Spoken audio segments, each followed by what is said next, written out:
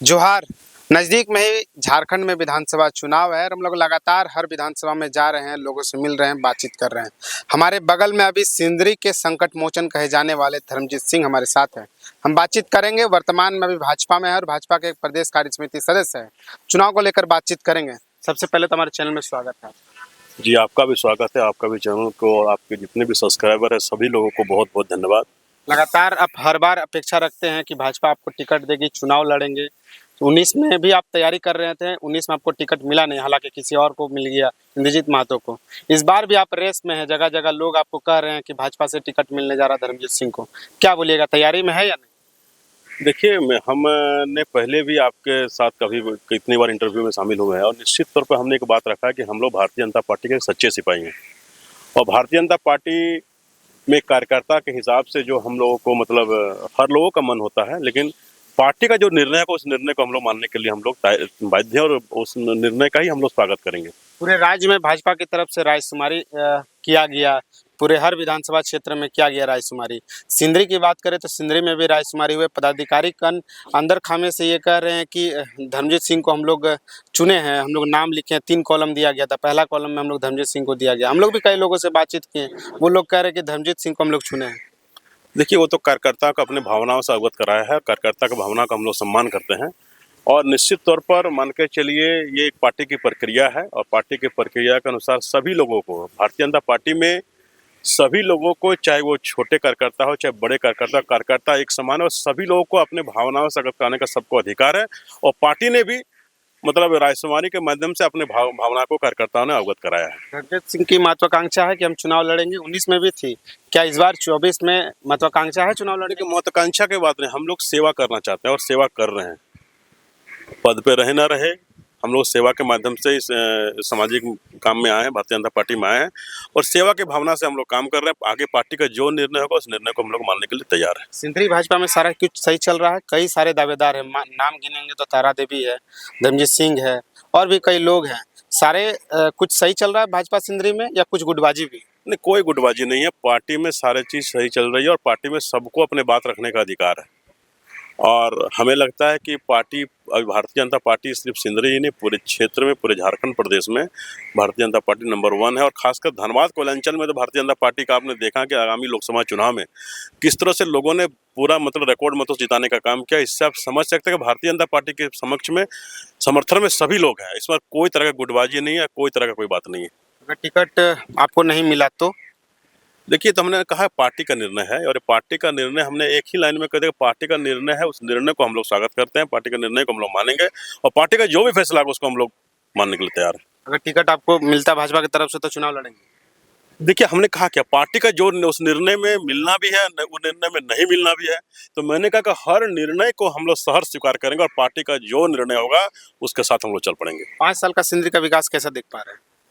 देखिए, 5 साल नहीं, लगभग हमको लगता है कि पार्टी में जब से लगभग 20 वर्षों से 25 वर्षों से हमारे यहाँ भारतीय जनता पार्टी के विधायक सांसद हैं, तो आज सिंदरी एक समय जो स्थिति था कि सिंदरी का मतलब लोग यहाँ से पलायन करने के लिए विवश हो रहे थे, मगर आज जो स्थिति है कि सिंदरी धीरे धीरे फिर उस पटरी पर आ रहा है। सिंदरी मतलब निश्चित तौर पर सिंदरी आने वाला दिनों में, चाहे वहाँ इस खासकर सिंदरी पे हमें लगता है कि नरेंद्र मोदी जी का विशेष नज़र है, इसलिए यहाँ पर हर जैसे बड़ा प्लांट का यहाँ पर उन्होंने सौगात दिया है और निश्चित तौर पर इससे सिंदरी की जनता मतलब खुश है और सिंदरी का काफ़ी विकास हुआ है उसमें। जैसे धर्मजीत सिंह जब नए-नए क्षेत्र पे राजनीति पे आए थे, उस समय काफ़ी ज़्यादा उभरे थे, युवाओं के जगह-जगह नाम था आपका। ये वो चेहरा, वो उत्साह, वो लड़ाई धर्मजीत सिंह का हम लोग नहीं देख पा रहे हैं। जब नए आए थे धर्मजीत सिंह टाइगर फोर्स में, उस समय काफ़ी ज़्यादा चेहरे पे लोगों में चर्चा था, बाज़ार में चर्चा ये था धर्मजीत सिंह का। वो चर्चा अभी नहीं देख पा रहे हैं। सबका काम करने का अपना अलग-अलग स्टाइल होता है। हम पहले भी कहा कि जब से राजनीति में हम लोग कदम रखे हैं, कल भी लड़े थे यहाँ के लोगों के लिए, आज भी लड़ रहे हैं और जब तक हमारे शरीर में प्राण रहेगा, जब तक सांस रहेगा, यहाँ के लोगों के हक और अधिकार के लिए हम लोग लड़ते रहेंगे, चाहे इसका अंजाम कुछ भी हो। लड़ाई एसीसी हल से जब भी लड़ाई होती है, धर्मजीत सिंह अब दिखाई नहीं दे रहे हैं। आप तो जानते हैं कि एसीसी ने किस तरह षड्यंत्र किया है और यहाँ के विपक्षियों ने भी षड्यंत्र किया है। लोग नहीं चाहते हैं, विपक्ष कौन है आप जानते हैं, भारतीय जनता पार्टी के कार्यकर्ता को कौन रोकना चाहते हैं ये भी आप जानते हैं। मैं किसी का नाम लेना नहीं चाहता, मगर आप जानते हैं कि किस तरह से षड्यंत्र करके भारतीय जनता पार्टी के लोगों पर मुकदमा दर्ज कराया गया। और सिर्फ मेरे मुकदमा दर्ज करने की बात नहीं है, यहाँ पर ऐसे लोग जो काम करते थे, जो मतलब अपना किसी तरह रोजी रोटी चलाते हैं, वैसे लोगों को भी यहाँ के जो राजनीतिक विरोधी जो हमारे हैं उनको फंसाने का काम किया है। तो निश्चित तौर पर सारे चीज़ों को यहाँ की जनता देख रही है और समय आने पर ऐसे लोगों को जवाब दिया जाएगा। सिंदरी के सबसे 5 बड़े समस्याओं को अगर धमजीत सिंह गिनाना चाहेंगे तो काफ़ी समस्याएं हैं सिंदरी में, रोजगार को लेकर है, शिक्षा को लेकर है।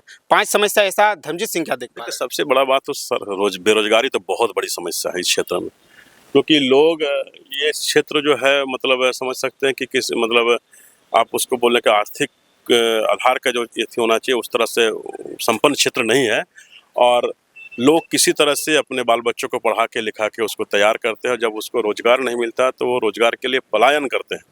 तो निश्चित तौर पर रोजगार सबसे बड़ी समस्या है, और हम लोगों ने आंदोलन के माध्यम से हो और भी अपने माध्यम से और कई तरीका उस माध्यम से हमने यहाँ के लोगों को काफ़ी हद तक प्राइवेट सेक्टर में रोजगार से जोड़ने का काम किया है, मगर हमें कहता है कि जो उनके लिए ये पूरा प्रयास जो होना चाहिए, पूरा जो होना चाहिए, अभी तक हमको नहीं लगता है कि यहाँ के लोगों के लिए हो पाया है। पिछले बार का चुनाव में इस बार का चुनाव अगर देखा जाए तो काफ़ी विपरीत है। पिछले बार चुनाव आप लोग लड़े थे तो विपक्ष में मासस था, इस बार भाकपा माले है।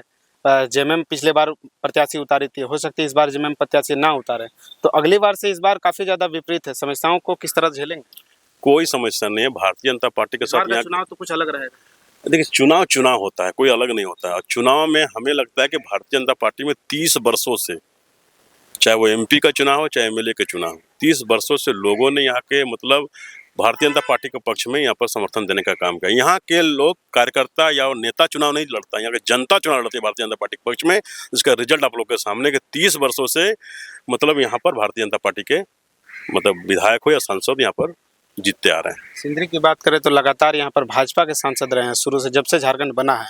यहाँ पर आज भी ऐसे सड़क है, ऐसा गांव है जो सड़क नहीं बना है। आज भी ऐसे कई गांव हैं जहाँ पर बिजली नहीं पहुँच पाया है, माफ़ कीजिएगा बिजली की बात करें, पानी नहीं पहुँच पाया है। आज भी ऐसे कई जगह है जहाँ पर रैयत का ज़मीन जबरन छीना जाता है। कई ऐसे आउटसोर्सिंग नाम लेंगे तो एटी देवप्रभा है, यहाँ पर जबरन रैयतों का ज़मीन को छीना जा रहा है। तो इस पर धर्मजीत सिंह कैसे सोच रखते हैं, क्या कुछ बोलिएगा इस पर? देखिए, मेरे कहने का मतलब है हमारे जो जनप्रतिनिधि हैं, सांसद हैं, वो हमेशा से मतलब आप देखते होंगे कि जब भी उनके पास कोई बात आती है तो उस बात को उठाने का काम करते हैं, उस बात को रखने का काम करते हैं।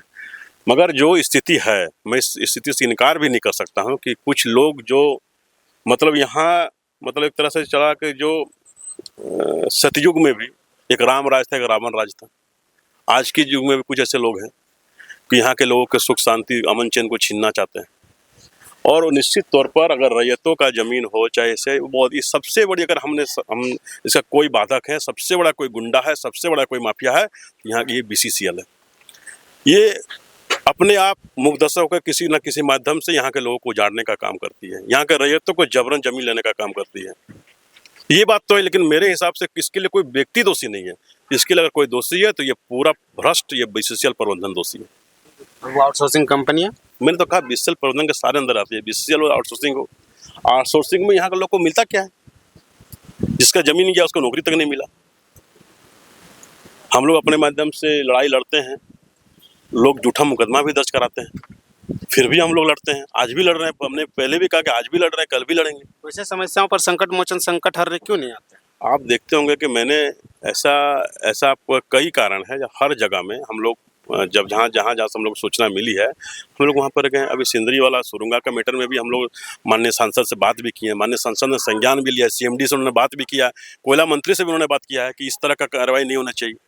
तो ऐसा नहीं है, जहाँ जिस हिसाब से लड़ना है हमको लड़ना आता है, लेकिन हम इतना ही कहना चाहेंगे कि हम लोग से जितना प्रयास हो पाएगा यहाँ के लोगों के लिए हम लोग लड़े हैं, आने वाले दिन में भी लड़ेंगे, और उनके साथ अन्याय न हो इसके लिए भी हम लोग देख रहे हैं। और हमने एक बार नहीं कई बार पत्र के माध्यम से भी डीसी महोदय को भी हमने उनका ध्यान आकृष्ट कराया है कि इस तरह से जो स्थिति है ये स्थिति नहीं होनी चाहिए। यहाँ के रैयतों को मुआवजा मिलना चाहिए, रैयतों को नौकरी मिलना चाहिए, उसके बाद ही बीसीसीएल उस जमीन पर काम करेगा। अंतिम सवाल का जवाब दे दीजिएगा धर्मजीत भैया कि अगर पार्टी टिकट नहीं दे देंगे तो पार्टी को यह आश्वस्त कीजिएगा कि आप निर्दलीय चुनाव नहीं लड़ेंगे? मैंने कहा कि मैंने जो मेरा सवाल पहले था आज भी उसका उसी का जवाब मेरा आज भी है कि हम लोग पार्टी के सिपाही हैं और पार्टी का नेतृत्व में जो फैसला होगा पार्टी के साथ रहें, अंतिम दम तक साथ रहेंगे। तो ये थे धर्मजीत सिंह जी, भाजपा से ताल्लुक रखते हैं, भाजपा के प्रदेश कार्य समिति सदस्य भी है। चुनाव का लड़ने के लिए इच्छा रखते हैं, पार्टी अगर हमको टिकट देंगे तो हम चुनाव लड़ेंगे। बाकी हरदम सिंदरी के जनताओं के साथ है, सिंदरी की हर लड़ाई में हम इसके जनताओं के साथ है। बाकी मिलते हैं नई खबर के साथ। जोहार।